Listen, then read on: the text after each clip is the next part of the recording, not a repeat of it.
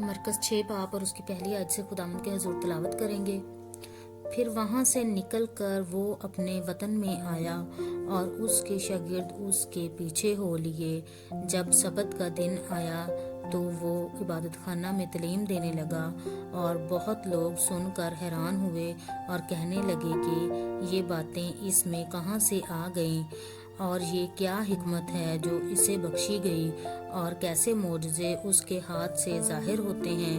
کیا یہ وہی بڑھئی نہیں جو مریم کا بیٹا اور یعقوب اور یوسیس اور یہودا اور شمعون کا بھائی ہے، اور کیا اس کی بہنیں یہاں ہمارے ہاں نہیں؟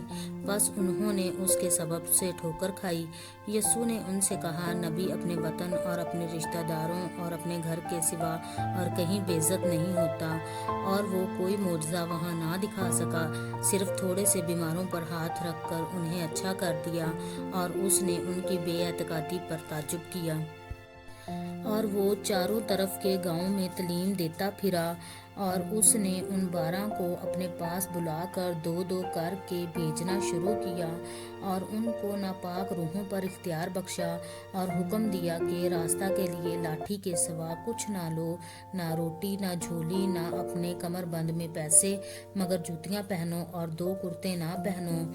اور اس نے ان سے کہا، جہاں تم کسی گھر میں داخل ہو تو اسی میں رہو جب تک وہاں سے روانہ نہ ہو، اور جس جگہ کے لوگ تم کو قبول نہ کریں اور تمہاری نہ سنیں، وہاں سے چلتے وقت اپنے تلووں کی گرد جھاڑ دو تاکہ ان پر گواہی ہو۔ اور انہوں نے روانہ ہو کر منادی کی کہ توبہ کرو، اور بہت سی بدروحوں کو نکالا اور بہت سے بیماروں کو تیل مل کر اچھا کیا۔ اور ہیرودیس بادشاہ نے اس کا ذکر سنا، کیونکہ اس کا نام مشہور ہو گیا تھا، اور اس نے کہا کہ یوحنا بپتسمہ دینے والا مردوں میں سے جی اٹھا ہے، کیونکہ اس سے معجزے ظاہر ہوتے ہیں۔ مگر بعض کہتے ہیں کہ ایلیا ہے، اور بعض یہ کہ نبیوں میں سے کسی کی مانند ایک نبی ہے۔ مگر ہیرودیس نے سن کر کہا کہ یوحنا جس کا سر میں نے کٹوایا وہی جی اٹھا ہے، کیونکہ ہیرودیس نے آپ آدمی بھیج کر یوحنا کو پکڑوایا، اور اپنے بھائی فلپس کی بیوی ہیرودیاس کے سبب سے اسے قید خانہ میں باندھ رکھا تھا، کیونکہ ہیرودیس نے اس سے بیاہ کر لیا تھا، اور یوحنا نے اس سے کہا تھا کہ اپنے بھائی کی بیوی کو رکھنا تجھے روا نہیں۔ بس ہیرودیاس اس سے دشمنی رکھتی اور چاہتی تھی کہ اسے قتل کرائے، مگر نہ ہو سکا، کیونکہ ہیرودیس یوحنا کو راست باز اور مقدس آدمی جان کر اس سے ڈرتا اور اسے بچائے رکھتا تھا، اور اس کی باتیں سن کر بہت حیران ہو جاتا تھا، مگر سنتا خوشی سے تھا۔ اور موقع کے دن جب ہیرودیس نے اپنی سالگرہ میں اپنے امیروں اور فوجی سرداروں اور گلیل کے رئیسوں کی ضیافت کی، اور اسی ہیرودیاس کی بیٹی اندر آئی اور ناچ کر ہیرودیس اور اس کے مہمانوں کو خوش کیا، تو بادشاہ نے اس لڑکی سے کہا، جو چاہے مجھ سے مانگ، میں تجھے دوں گا۔ اور اس سے قسم کھائی کہ جو تم مجھ سے مانگے گی اپنی آدھی سلطنت تک تجھے دوں گا۔ اور اس نے باہر جا کر اپنی ماں سے کہا کہ میں کیا مانگوں؟ اس نے کہا، یوحنا بپتسمہ دینے والے کا سر۔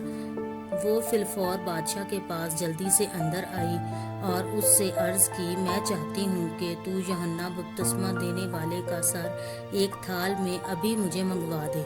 بادشاہ بہت غمگین ہوا، مگر اپنی قسموں اور مہمانوں کے سبب سے اس سے انکار کرنا نہ چاہا۔ بس بادشاہ نے فی الفور ایک سپاہی کو حکم دے کر بھیجا کہ اس کا سر لائے۔ اس نے جا کر قید خانہ میں اس کا سر کاٹا اور ایک تھال میں لا کر لڑکی کو دیا، اور لڑکی نے اپنی ماں کو دیا۔ پھر اس کے شاگرد سن کر آئے اور اس کی لاش اٹھا کر قبر میں رکھی۔ اور رسول یسوع کے پاس جمع ہوئے، اور جو کچھ انہوں نے کیا اور سکھایا تھا سب اس سے بیان کیا۔ اس نے ان سے کہا، تم آپ الگ ویران جگہ میں چلے آؤ اور ذرا آرام کرو، اس لیے کہ بہت لوگ آتے جاتے تھے اور ان کو کھانا کھانے کی بھی فرصت نہ ملتی تھی۔ بس وہ کشتی میں بیٹھ کر الگ ایک ویران جگہ میں چلے گئے، اور لوگوں نے ان کو جاتے دیکھا، اور بتھیروں نے پہچان لیا، اور سب شہروں سے اکٹھے ہو کر پیدل ادھر دوڑے اور ان سے پہلے جا پہنچے۔ اور اس نے اتر کر بڑی بھیڑ دیکھی اور اسے ان پر ترس آیا، کیونکہ وہ ان بھیڑوں کی مانند تھے جن کا چرواہا نہ ہو، اور وہ ان کو بہت سی باتوں کی تعلیم دینے لگا۔ جب دن بہت ڈھل گیا تو اس کے شاگرد اس کے پاس آ کر کہنے لگے، یہ جگہ ویران ہے اور دن بہت ڈھل گیا ہے، ان کو رخصت کر تاکہ چاروں طرف کی بستیوں اور گاؤں میں جا کر اپنے لیے کچھ کھانے کو مول لیں۔ اس نے ان سے جواب میں کہا، تم ہی انہیں کھانے کو دو۔ انہوں نے اس سے کہا، کیا ہم جا کر 200 دینار کی روٹیاں مول لیں اور ان کو کھلائیں؟ اس نے ان سے کہا، تمہارے پاس کتنی روٹیاں ہیں؟ جاؤ دیکھو۔ انہوں نے دریافت کر کے کہا، 5 اور 2 مچھلیاں۔ اس نے ان کو حکم دیا کہ سب ہری گھاس پر دستہ دستہ ہو کر بیٹھ جائیں۔ پس وہ 100 اور 50 کی قطاریں باندھ کر بیٹھ گئے۔ پھر اس نے وہ 5 روٹیاں اور 2 مچھلیاں لیں اور آسمان کی طرف دیکھ کر برکت دی اور روٹیاں توڑ کر شاگردوں کو دیتا گیا کہ ان کے آگے رکھیں، اور وہ 2 مچھلیاں بھی ان سب میں بانٹ دیں۔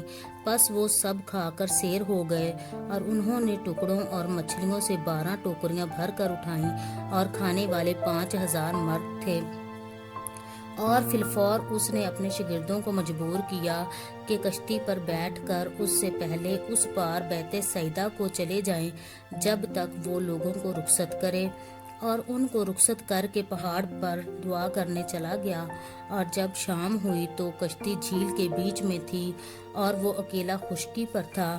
جب اس نے دیکھا کہ وہ کھینے سے بہت تنگ ہیں کیونکہ ہوا ان کے مخالف تھی، تو رات کے پچھلے پہر کے قریب وہ جھیل پر چلتا ہوا ان کے پاس آیا اور ان سے آگے نکل جانا چاہتا تھا، لیکن انہوں نے اسے جھیل پر چلتے دیکھ کر خیال کیا کہ بھوت ہے اور چلا اٹھے، کیونکہ سب اسے دیکھ کر گھبرا گئے تھے۔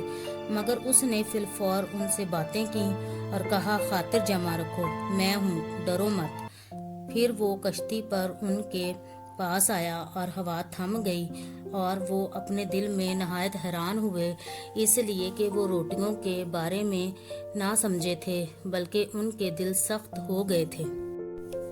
اور وہ پار جا کر گینسرت کے علاقہ میں پہنچے اور کشتی گھاٹ پر لگائی، اور جب کشتی پر سے اترے تو فی الفور لوگ اسے پہچان کر اس سارے علاقہ میں چاروں طرف دوڑے اور بیماروں کو چارپائیوں پر ڈال کر جہاں کہیں سنا کہ وہ ہے وہاں لیے پھرے، اور وہ گاؤں، شہروں اور بستیوں میں جہاں کہیں جاتا تھا، لوگ بیماروں کو بازاروں میں رکھ کر اس کی منت کرتے تھے کہ وہ صرف اس کی پوشاک کا کنارہ چھو لیں، اور جتنے اسے چھوتے تھے شفا پاتے تھے۔